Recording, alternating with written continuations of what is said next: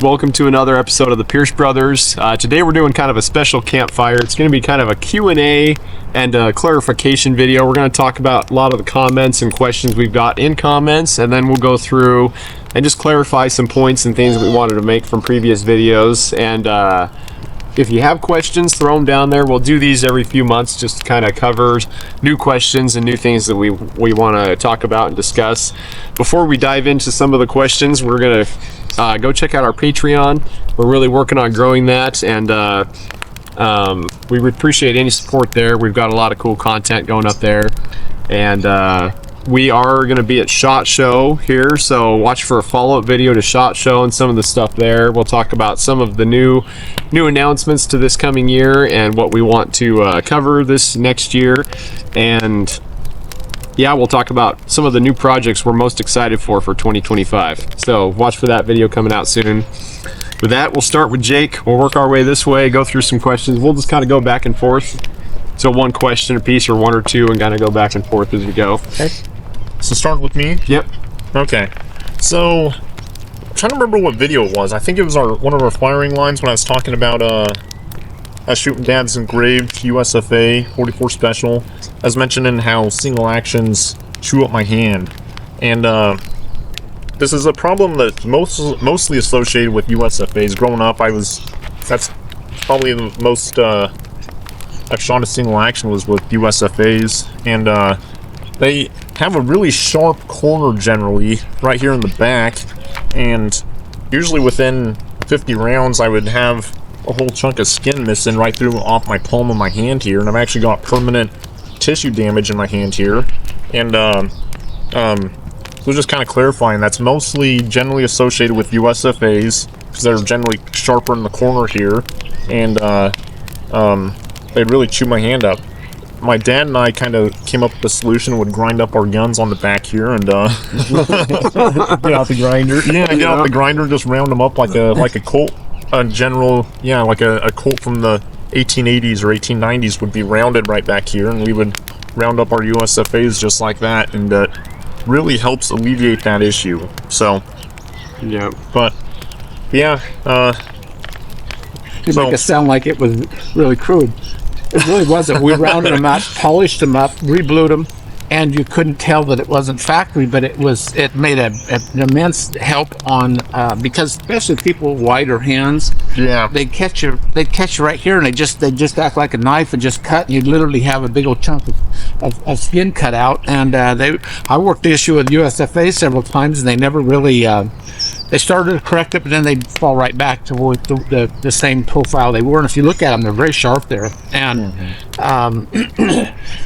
but yeah, we did it, and they looked just exactly like an 1880s Colt, and those were very nicely rounded in that area. So yeah, this one's Joe's gun. It used to be mine, and of course I did that modification to it, and I don't think Joe ever knew the difference. But yeah. It was my gun, sold it to Jake. Yeah. Sold, traded, and then bought it back from him. Yeah. Now it's mine forever. Yeah. But again, so it's not all that big of an issue. But just so people know, that's kind of what I was talking about. I know some people commented on that video about that comment I made, but the same thing happens to me with shooting the old 1911s. Right here, you can feel the tissue damage in my hand here because I've got thousands of rounds through those old style with the long spur hammer, short safety, and they get you. They get me after usually about 100 rounds. So if I got a longer shooting session, I'll start developing a blood blister here, and then it'll generally pop. And yeah, if he comes in house and borrows tape and tapes it up, it keeps going. yeah. So, but yeah, so some guns just have a tendency to bite certain people certain ways, depend on their hand shape and the way they grip a gun and stuff. So, yeah. Yep. Okay, I guess on to Porter.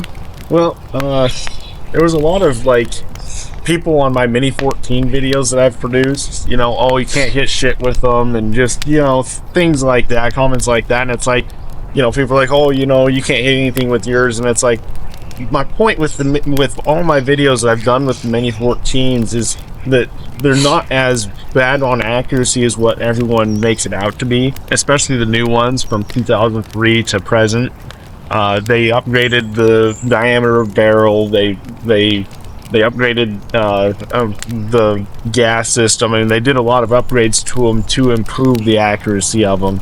And so mine is one of the newer ones, and you know, I did a video I shot at 750 yards, and I hit 2 out of 5 at 750 in 20-mile-an-hour winds on a silhouette target, which I think is more than adequate on accuracy.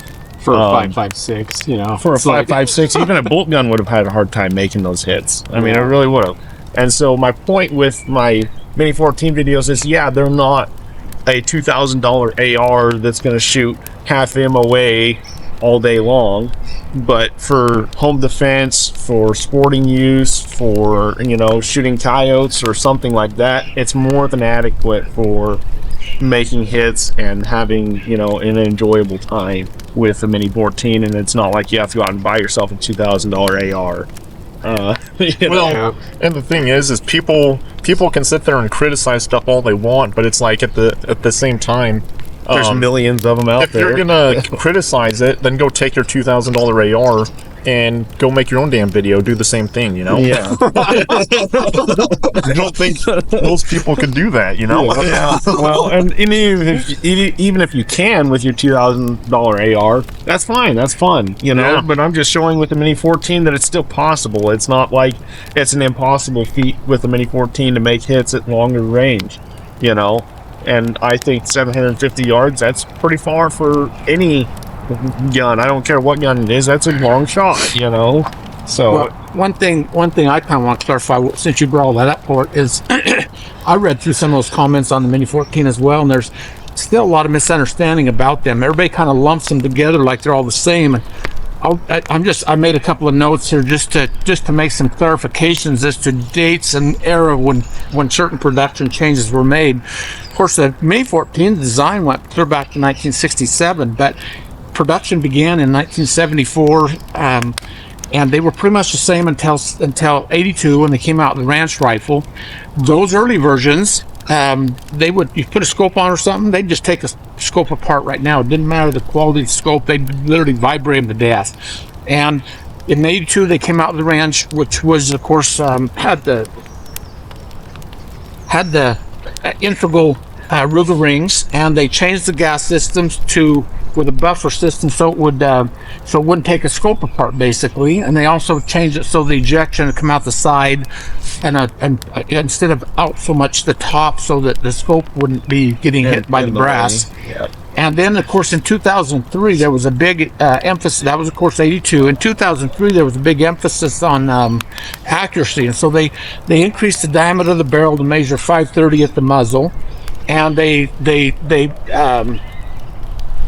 modified the gas system to cause less vibration. Porter in one of these videos talked about an aftermarket gas system he'd put in to help improve it's just accuracy. little bushings that you can buy. They come in a pack of 4, and they have different diameters. And if you put in the smallest diameter, your gun doesn't really cycle at all. Right. Like, it won't even eject or anything. It depends on the gas, of Yeah. the load that you're using. Yeah, it depends on the load you're using, but for most general military loads, because that's what I made mine. That's why what I wanted mine to function with Right. was military and up to hand loads. Right. You know, and so I used, like, I think it was the second from the top on the bushings, and now my Mini 14 doesn't kick them out 30 yards away. It kicks them out about 10 to 12 50 feet. yards. That thing was. Yeah, I mean, it shoots them like from here to Kingdom Come, and that batters your receiver hard and your bolt system and everything. So, anyways, and your scope. I mean, everything gets battered when that thing's slamming open that hard and that fast. So, you know, you put that in, and now it chucks the brass 10 or 12, you know, 15 feet, somewhere right in there. Well, and something else, but Ruger modified the gas system so it caused less vibration to the barrel, and that was, of course, in 2003, because the big emphasis was to make them shoot better. And then now this is where it gets a little bit more interesting too. Again, this is why you don't lump all Ruger Mini 14s in as being a Mini 14 is a Mini 14 is a Mini 14, because they're distinctly different rifles. From 1974 until 1989, all of them had a 1 in 10 twist. And in 1990, they came out with a 1 in 7 twist because that was the ammunition that was available in surplus market. And then that only lasted for 4 years. And then they came out with a 1 in 9 in 1994. And to date, they still use a 1 in 9. Yeah. So that's like what that quarter one was. that 1 in 7 twist, a 55 or a 50 grain bullet just won't stabilize Yeah. the greatest at longer distances. It's going to have a lot of yaw to it and everything because it's twisting too fast. Yeah. So that's why with mine, with the 1 in 9, 55 up to even 70 grain bullets, it'll stabilize it just fine and won't have an issue. You know. Yeah, so there's a lot to be discussed on that, but we're just kind of responding in general to the Mini 14 comments and questions because they're not all the same. There's big differences between early guns, later guns. Of course, in 1990, Ruger began they invested heavily in hammer forged barrels, which last longer, and they began to control their own quality. Before then, they didn't have a lot of. When they were getting from various barrel suppliers, they didn't have an option. They got what they got. And so some people will say, yeah, I have an early Mini and it shoots fine. Others will say, man, I have one in 100 yards. I can't hit a volleyball with it, A pipe weight, I believe you in both cases. I believe you.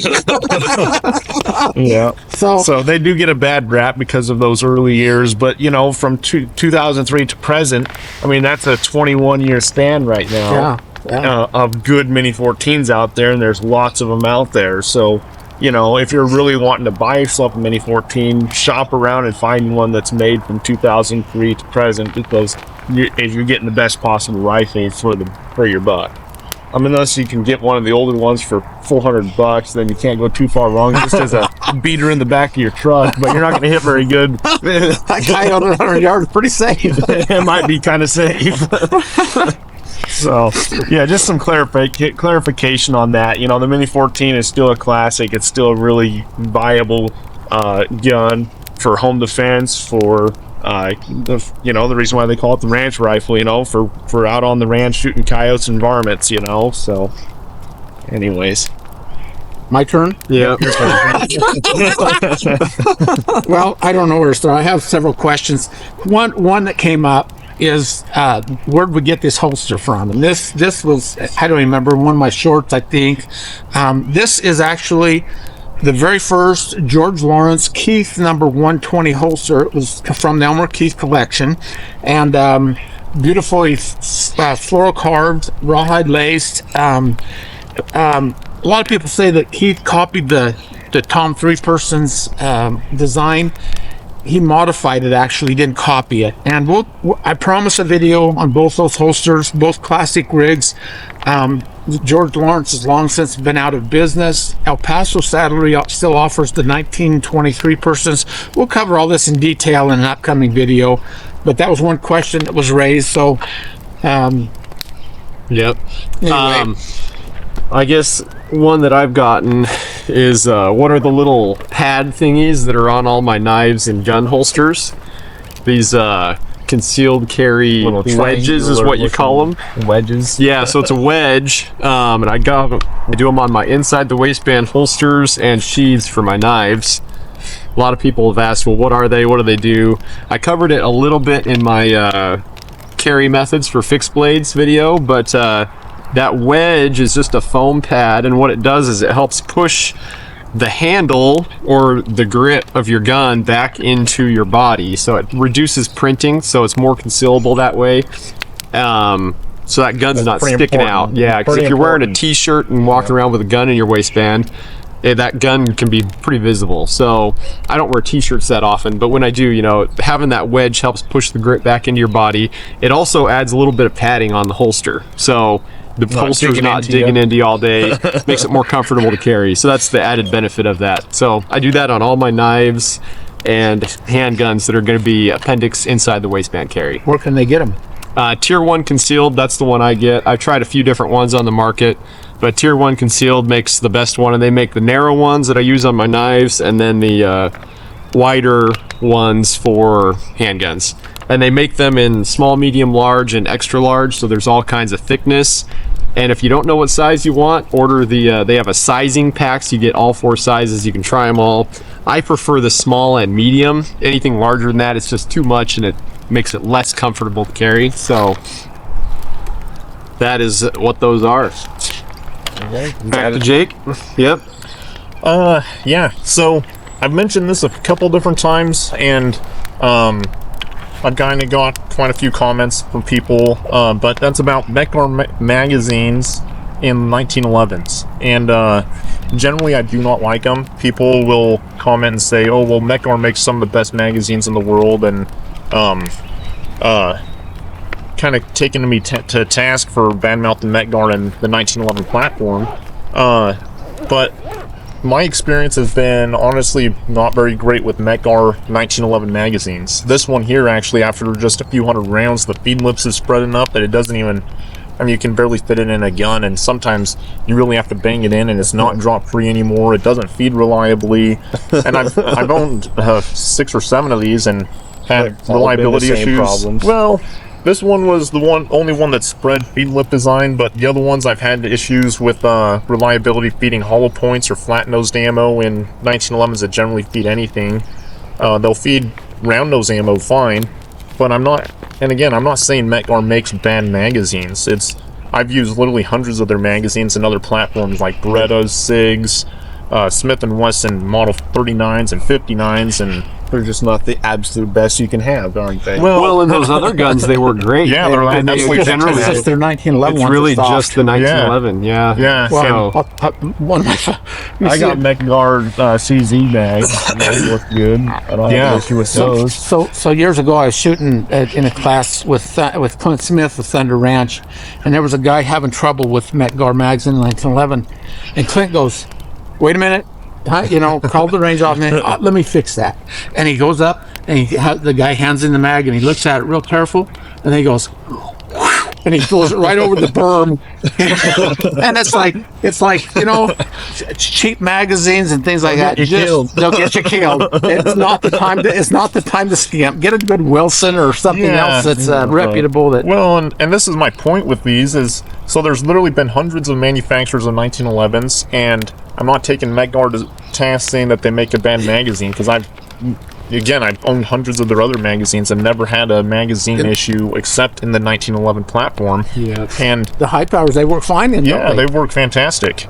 But it's just, I guess, with so many different manufacturers of 1911s and varying quality of gun to gun, making a magazine that'll work in everything it's kind of hard with the 1911, I guess. unless you're Wilson Combat. Well, so magazines I personally use, I've never had an issue with Colt 7-round mags. Those are just absolutely some of the best magazines I've ever owned. Ultra reliable, aren't they? And Wilson Combats, I particularly like their 7-round mags. They got a really heavy, stiff spring in them, heavier than their 8-round mags, and they work absolutely flawlessly in everything. Yeah. The one issue with the 7-round Colt mags I've had, my very first Colt 1911 I bought in college and shot the stuffings out of it hunting rabbits and stuff in eastern Idaho. Of course, I had to smuggle my gun around because I was in college, and it was a gun-free zone. I wasn't supposed to have a gun, but but I shot that gun so much that it kind of wore out the magazine springs and started getting what's known as a inertia feed. So the last round in those mags would kind of just start it'd lock open with the mag with the round sitting on top of the magazine, and that's what's called an inertia feed. And replaced the mag springs, and they've been 100% since. So it's just, again, buy quality magazines and keep up on your gear maintenance. That's just a maintenance issue, I just had to replace the mag springs, and they've been great since. So just to clarify, I'm not bad-mouthing Mekgar. They make fantastic magazines. If you're gonna buy them for a 1911, triple check that they're gonna work in your particular gun. So With all different loads. yeah, with different loads. All loads will probably be okay, but if you're going to use Hollow a points or hollow something point else. of some sort, you might have a problem. Yep. But that goes for anything. I mean, does. ARs, Yeah. Glocks, anything, double check your stuff. So. All right, Port. No, I don't really have any other questions. All right, move on to Dad, because Dad's got a Nobody list wants here. to talk to you. They don't want to see the real side of me come out, my cowboy language. Go to hell. All right, Twitter. So one question that I was surprised that my 50 Alaskan video got as many hits or watches as it did, honestly. But there were some comments in general about the history of the cartridge and the development. It's true that Mr. Johnson did experiment with different lengths in that, but he ultimately standardized on a 2.1 inch case. Now, one gentleman indicated that the original can only be housed in the Model 71 or the Winchester Model 1886 platform. Actually, that's not true. It is true that they will feed longer cartridges unless a true gunsmith that understands Marlin knows how to make them feed. I actually had one years ago that a gunsmith modified for me, a master that he modified a Marlin 1895, except 5110 length cartridges, and it fed slick as butter. Not many can do that. The couple of questions specifically about the 50 Alaskan 2 was who did the conversion on these. I think I did mention that Dave Clay or DRC Custom Guns down in Texas built this particular one. The blued version, which I didn't bring along today, was originally done by Reggie Noneman, and that one was originally a 30-30 receiver. And he milled it out, of course, and so forth, trying to make it feed the 50 Alaskan, and it just never quite worked right. Dave Clay ultimately took that gun and made it feed flawlessly. And it is a lot easier to begin that conversion with a Model 1895. The problem we have is I'm unaware of anybody building any right now. So just be on standby. I've got some contacts sent out to some gunsmiths that I know that specialize in Marlins to see who I can put you in touch with to build you a 50 Alaskan. I will get back with you on that information, but give me a little time to do a little research. From my standpoint, I'm always very, very hesitant to recommend gunsmiths because if something goes wrong, it's my bad. Yeah. And so I'm always really hesitant with that. So, but I will cautiously move forward with information as I get that who I would recommend. So, anyway, then we'll go on to 50. So, another comment and question we get a lot is, we are growing our YouTube channel, trying, working hard, so please share with your friends, family. But we all do still work outside of YouTube, so besides you, Joe. Yeah. Joe's unemployed. Recently unemployed. But anyways, we're trying hard to grow the channel. We're working hard at, making this productive. And main purpose of our channel is to get you the best information on guns and gear. And that covers, and that's really our goal. So, but yeah, we all are busy outside of YouTube and have jobs, and it's hard to get together and make time to do this, and don't have all day every day to just sit around and make videos. Otherwise, we wish, but no, that's we all work long hours. We really do. Lots of hours. So, it's weekends or our days off or evenings. We get together and try to get some first stuff thing in the morning on a and, Sunday like this. Yeah. A lot of late nights editing for me, and anyways, it's been it's a challenge. But yeah, it's a challenge, but we're working on growing. And we're also not very camera savvy either. Camera savvy. Ums and uhs and pauses and thinking. And, it's like we're not naturally born in front of the camera like, a Hollywood movie star. And I can always tell when we're going to miss because Joe turns on that camera and we miss every time. But that's the thing, our videos are pretty raw. We don't, because we're not great at editing. you get what you get, if you're all the other YouTube channels fancy editing to edit out all the cool stuff, so you just and we've learned a lot, I'll say, in the last year doing this. Our editing has grown tremendously. We've learned a lot on that side of things. We've learned a lot on production side, on how to be more productive and get things filmed better. But just bear with us, be patient. If you have suggestions, throw them in the comments. We do read them, and we appreciate all that support. But we're working hard on growing the channel. So if you can share with your friends and family and help us grow, that'd be great. That's a big question we get a lot is, what do we do outside of work? We might do kind of a day in the life of each of us and kind of go through some of that, but get to know the Pierce brothers, so to say, because, there's not a lot of, you guys don't know who we are really, other than we love guns, so. Any other questions, Jake, you had? Not really. I guess one question we get is favorite gun or our favorite handgun, and I guess that's really scenario dependent because depending on what we're doing, it'll Your be mood for the day.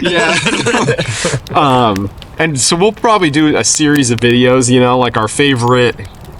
We've done a few so far to kind of touch on favorite mountain guns, favorite this, but we'll do more of those as we go along and do favorite EDC gun, favorite combat gun, so to say, things like that. But Dad's got a few more questions, I know, and I've got one or two more, so I'll make it quick because this video is going to become too long. But one comment was on this 432 UC, the Ultra Carry Smith & Wesson.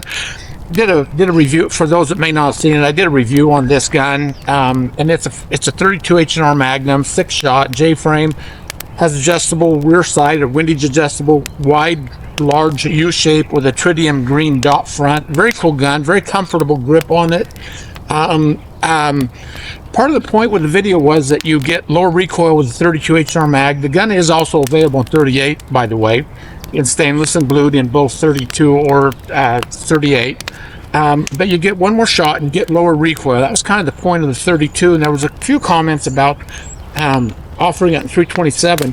That can be done, but there's 2 or 3 factors that you'd have to think about on that. One is it would raise the cost of the gun quite a bit, more like a price like a 357. It would also have to become a 5-shot, so you're giving away that extra round, and you're getting a lot more muzzle blast, more recoil. And so part of it was that you have faster follow-up shots with the 32 versus the 357 or 327 or 38 special, and so recoil sensitive people are probably have an advantage with this you got gun. that extra one shot. Yeah, and plus you got that extra shot, which odds are if you're carrying one of these, you probably don't have speed loaders on you. You've got what you've got in the gun. Yeah. You might have a pocket full of loose extras, but how long does that take to reload? I carry a Yankee speed strip. Yeah, and those are excellent actually, but they actually made the grip narrow enough on these, and they chamfered the back of the chamber just enough that speed loaders actually do work with these better than they historically have in the J-frame. But again, the 327. You're kind of going down a different road on that, so you'd up the cost of the gun. You'd lose that extra shot. It's not strong enough to handle the 327 in a 6-shot platform. So those are the thoughts on that. So you want to cover more, Joe, and then I come back to a different one? Yeah, sure. So one other comment was holster options for the new Canic MC9 LS. So I got this one from Muddy River Tactical. There was a guy that threw a comment in there. I'd never purchased from Muddy River Tactical before, but they make a great holster, so that came in quick. So brand new guns, I've noticed, I've been watching them since, and they typically have holsters ready really quickly when a new gun comes out. Some companies that I order from for holsters, they take like months to finally develop a holster for that new gun. But Muddy River seems like they're on top of that and make those pretty rapidly. So, and shipping was quick, lead times were short, and shipping was fast. And that's kind of the problem when you get into the Kydex concealed carry holster world, is that some of those wait times for a holster can be 3 to 4 to 5, 6 weeks even. Yeah. And if you've got a new EDC gun, you don't want to wait 2 months to be able to carry the gun. So having that's low lead times and available to ship on a new gun, check out Muddy River Tactical. Dad, next question. I have more, but I'm just going to do one more because we've taken too much time here. But we can do this again. We could do more. If you guys like the question and answer format, let us know. We'll do more. But a couple of things. I want to take a second to be sure and thank everybody for watching our channel and the comments and many comments you make. We really do appreciate that. Like Joe indicated earlier, we're young at our channel. We're trying to grow it. But we really do appreciate you sharing, and we're not always the best at getting back. My phone in the pickup, I guess it kind of it's kind of a problem phone and hard to respond with. Dad's not so technologically savvy. So All right. I made the comment that technology is not just a foreign language to Dad; it's more of an alien language. I understand mechanics. I understand internal ballistics. I understand horses, cattle. But never He couldn't mind. even get on YouTube when he first started. How do I find the channel? So, anyways, we got him going. He could read comments, respond to comments on YouTube. Patreon, we're working on that. So for now, he sends me his photo, and I make a caption, and I put it up there for him. But One thing I did want to cover, before I get too roasted here, one thing I wanted to cover too is a number of questions about the Hannah Reed situation, the Thel Reed and all that. A lot of people sending money for that. We're truly grateful. I know the Reed family has been really devastated by this thing, as you can imagine. They did an appeal. The judge denied the appeal. Unfortunately, that appeal included, I shouldn't say unfortunately, but that appeal included the fact that Hannah had nothing to do with the live ammunition that was brought on set. They know who brought it on. She had zero to do with it. She did not load the gun. She did not hand the gun to Alec Baldwin at the time. There wasn't even supposed to be any shots fired, blanks or otherwise, when that gun went off. She didn't place the live ammo in Alec Baldwin's cartridge belt. I mean, all that's provable. And the very information that the judge, that they dismissed the case against Alec Baldwin would have exonerated her, but the judge and the prosecuting attorney have denied it. Now, I've gotten information that the FBI has them under investigation. They are also been reported, the judge and the prosecutor, they've also been reported to have been turned into the Bar Association, and they're doing an investigation, supposedly. Where that's going to end up, who knows? At this point, they're still hoping for yet another appeal, but we're also looking at the possibility of submitting a formal request to President Trump in a couple of weeks when he takes office for her to be for her case to be thrown out, basically a pardon, a full categorical pardon. So I don't know. I wish I had better news. I feel terrible for a young lady whose life's been turned upside down when she was absolutely, without question, innocent of any wrongdoing. But again, we appreciate those that have donated. The Reed family has it's helped them a lot. It's still a long ways to go, but we do appreciate it. So that's all I better cover today. But again, we really do appreciate you watching our channel and supporting us, and the many positive comments that we receive. We do greatly appreciate that. So yeah, again, thank you. Yeah, I guess that's really a big thank you to you guys. So who would have thought somebody'd like to tune in and watch us shoot guns and stuff? you guys have no idea what it's like racing these guys. Yeah. Well, Happy New Year. We hope you had a great year again. And Merry Christmas. Yeah, Merry late Christmas. And then stay tuned for our SHOT Show follow-up video. You know, we'll cover some of the new projects we're excited for 2025. And yeah, thank you, and we'll see you next time.